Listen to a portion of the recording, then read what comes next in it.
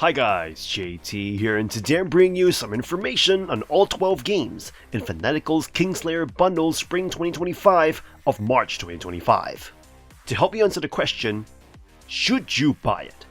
By using the links in the description below, you'll gain access to this bundle and have the opportunity to gain early access to videos while buying a copy through Buy Me a Coffee or Ko-Fi.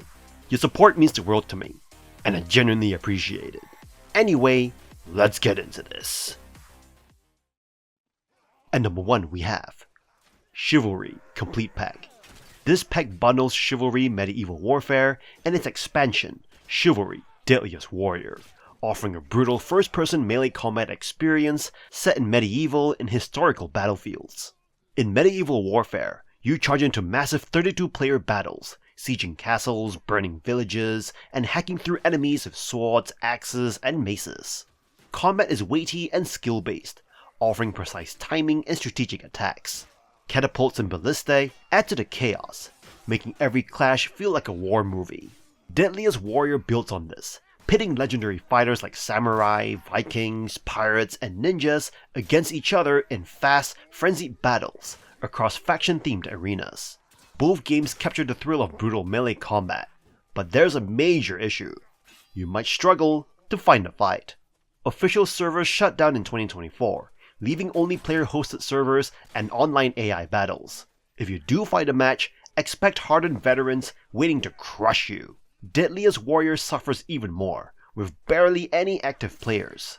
If you have friends to play with or enjoy bot matches, the complete pack still offers visceral, blood-soaked fun. Otherwise, it is a relic of a once thriving battlefield.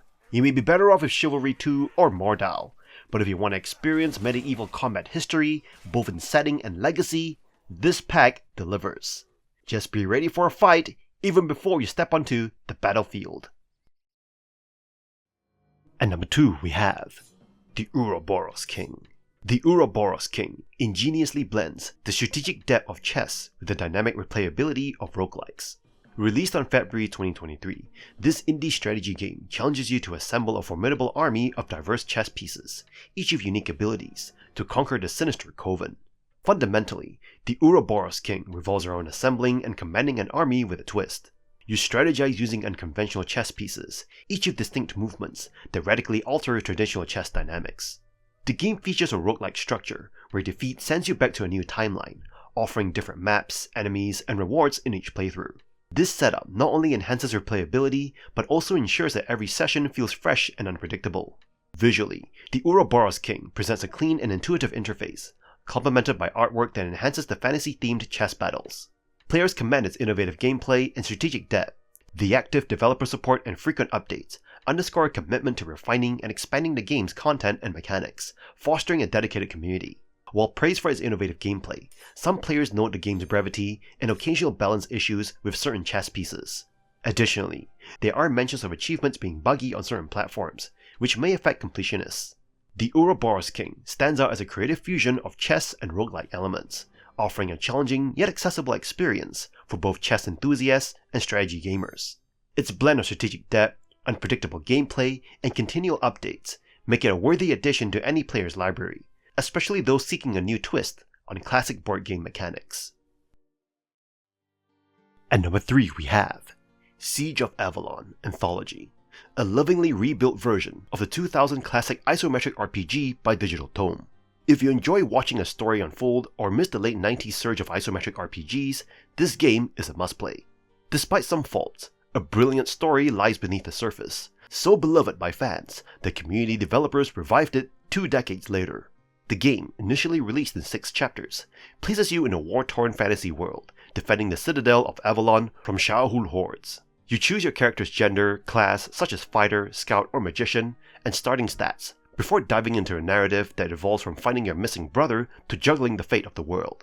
Combat and character interactions drive the experience, with a rhythm to the fights that demands mastery. The game world, while not vast by modern standards, is rich with detailed characters and immersive environments. The lack of voice acting means you'll be doing a lot of reading, but the concise writing and atmospheric soundtrack keep you engaged. However, Siege of Avalon Anthology shows its age. The game does not guide you on controls, leaving critical mechanics like entering combat mode hidden unless you seek external help. This lack of direction extends to some quests, where vague instructions can hinder progress. Despite these flaws, the game's story and world building shine. Characters feel real, and the environments are richly detailed. The combat, once you understand it, is rewarding and immersive. If you're a fan of classic RPGs, Siege of Avalon Anthology is a nostalgic and worthwhile journey. At number 4 we have Hammerwatch Anniversary Edition, a top-down hack-and-slash dungeon crawler that remasters the 2013 classic with new content, improved visuals, and updated mechanics. You choose from 7 unique hero classes, and battle through 3 campaigns: Castle Hammerwatch, Sun Temple, and the new Cheflock Tower. Whether solo or in co-op, online or local, you'll face relentless enemies, intricate puzzles, and hidden secrets as you fight to restore the fallen kingdom. The updated pixel art sharpens the classic aesthetic, and the revamped item system introduces strategic depth, allowing you to store and manage upgrades more effectively. The character customization options add a bit of flair to your adventure, with new voices and color palettes. However, while the game offers satisfying combat and exploration, it is not without flaws. Some progression elements can be frustratingly obscure, and game-breaking bugs still linger across campaigns, occasionally halting progress. Despite its issues, Hammerwatch Anniversary Edition retains the addictive charm of the original. Combat is fast-paced, with enemies swarming in chaotic battles that test your reflexes and strategy. Boss fights can be thrilling or trivial, depending on your upgrades, and the addition of new difficulty settings ensure a challenge for veterans and newcomers alike. If you love the original, or enjoy dungeon crawlers with solid co-op, this is worth playing. However, if you expect a flawless experience, you may want to wait for more patches. Either way, it is a nostalgic yet refreshed take on a beloved classic. At number 5 we have Hammerwatch II, an action RPG that expands on its predecessor, placing you in a vast open world where you join King Roland's resistance against a tyrannical ruler.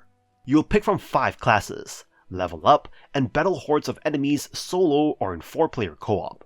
The combat is the heart of Hammerwatch II. Every class feels viable, though melee characters struggle more than ranged ones. You will unlock abilities and passive skills, upgrading your character through a rewarding progression system. The fast-paced hack-and-slash action keeps things engaging, with a solid variety of enemies and satisfying boss fights.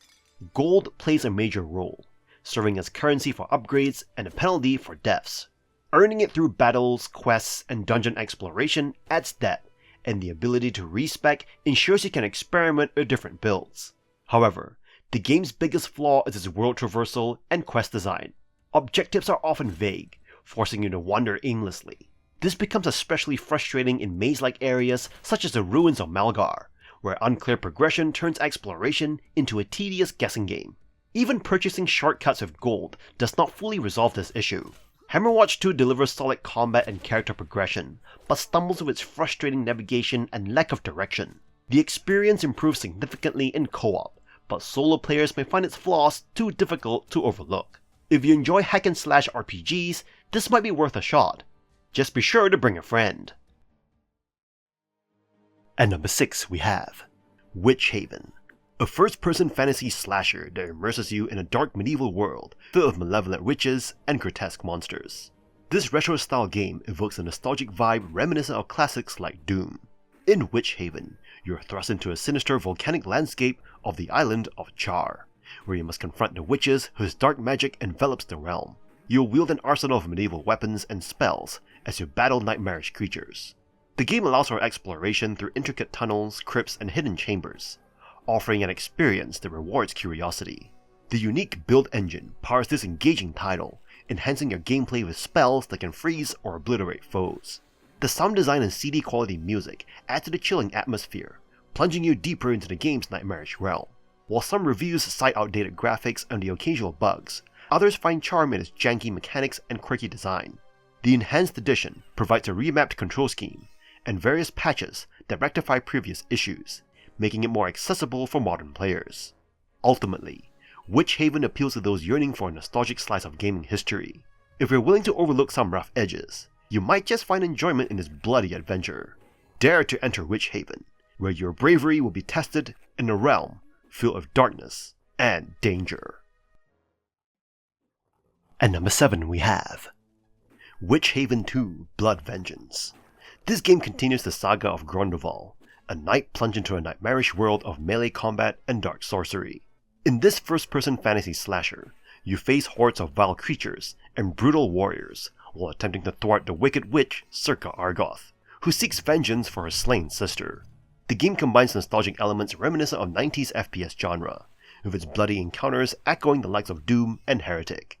As you traverse the eerie landscapes of your homeland, now a desolate battlefield, you utilize powerful medieval weaponry like flaming arrows and electric sword. The gameplay emphasizes intense hand-to-hand combat, encouraging you to hack and slash through relentless waves of enemies. Despite its clunky mechanics and retro design, Blood Vengeance exudes a charming nostalgia, evoking fond memories of classic FPS titles. Players can choose between two builds, an enhanced version that fixes numerous bugs, and the original, unaltered release, adding to its appeal for fans of vintage gaming. However, be prepared for frustrating moments. The physics can be awkward, and the level design often feels disjointed. If you appreciate the quirky sound effects, vibrant enemies, and chaotic melee combat, you'll find a guilty pleasure in this title. Witchaven 2 is best suited for those who relish a nostalgic experience and don't mind the clumsiness of a bygone era in gaming. At number 8 we have Under the Yoke, a 2D medieval life sim where you control a family of serfs across 250 years of English history. You'll cultivate land, manage resources, and navigate social and political challenges in a dynamic, evolving world. This game offers deep mechanics that simulate the harsh realities of medieval peasantry. You start with a small cottage, a plot of land, and just enough supplies to survive the winter. Your success depends on careful planning, growing crops, crafting, and balancing work with social obligations. The medieval economy is ever-changing, so adapting to fluctuating market values and seasons is crucial. Character traits, mind, body, and spirit impact everything from relationships to job efficiency. Marrying well, maintaining faith, and negotiating with the local lord can all shape your family's fate. There's even a political layer, where village elections and jury duties add intrigue. The game does not hold your hand, so expect to experiment and learn through trial and error. However, Under the Yoke has some rough edges. The user interface can be clunky, with menus occasionally cutting off vital information. Some mechanics like the food system feel restrictive. Why can't you cook meat without specific ingredients? The tutorial is minimal, leaving you to figure out key systems on your own. Despite these flaws, if you enjoy detailed life simulations and don't mind some micromanagement, Under the Yoke offers a uniquely immersive medieval experience. Just be prepared for a learning curve as steep as the feudal system itself. At number 9 we have Lords and Villeins, a city building simulation game that proves to be far from simple. This game offers an intricate and challenging experience that demands strategic thinking and careful management. In the game, you take on the role of overseeing a medieval town, responsible for peasants, servants, noblemen, clergy, and various businesses. The key resources to manage are forests, fishing, and farming, but the game introduces numerous other elements, including carpenters, innkeepers, miners, and hunters. The initial impression might be that of a typical city-building sim, but Lords and Villeins quickly reveal its depth and complexity. Balancing the needs of your villagers, ensuring production, and fostering a thriving economy are all essential tasks. The game's intricacy becomes apparent as you dive into its mechanics, with a steep learning curve that may overwhelm newcomers. One notable challenge is the scarcity of time, as mastering the basics can be a considerable undertaking. Unlike casual simulation games, Lords and Villeins requires a substantial time commitment, and even establishing a functional system can be demanding. Resource shortages and the need for continuous management keep you on your toes. The game's tutorial, while detailed, misses some crucial steps, leaving players to discover vital mechanics on their own. One aspect that adds to the game's appeal is a strong community, with active players on Discord and Steam providing assistance and guidance. This supportive environment can help newcomers navigate the game's complexities. Lords and Villeins boasts a vast array of features, including various zones, nearly 100 different resources, family and community management, animal husbandry, relationships, and seasons. It offers a wealth of content and activities to keep players engaged. In conclusion, Lords and Villeins is a challenging and intricate city-building simulator that demands strategic thinking and patience. While it may initially overwhelm players with its complexity and lack of comprehensive tutorials, its active community and deep gameplay offer a rewarding experience for those willing to invest the time and effort. At number 10 we have Windy Meadow, A Roadwarden Tale, a visual novel set in the world of Viaticum, offering a deeply personal, choice-driven story rather than the open-ended exploration of its predecessor. Instead of playing a wandering Roadwarden, you follow 3 villagers, Venna, Fable, and Eudycia, as they navigate life-changing decisions over 5 days. Unlike Roadwarden's text-based RPG mechanics, Windy Meadow is purely a visual novel. Your role is to make dialogue choices, shaping each character's relationships, beliefs, and ultimate fate. The story is its strongest element, painting a rich portrait of village life where personal ambitions and communal duty often clash. Each protagonist's struggles feel distinct. Venna's torn between family tradition and adventure. Fable faces the hardships of a disabled traveling bard, and Eudycia wrestles with societal expectations and her neurodivergent nature. The game's writing is superb, giving every character depth while providing multiple perspectives on the same people and events. Small but clever interface touches, like Eudycia's reactions to her past, reinforce emotional beats in ways only a game can.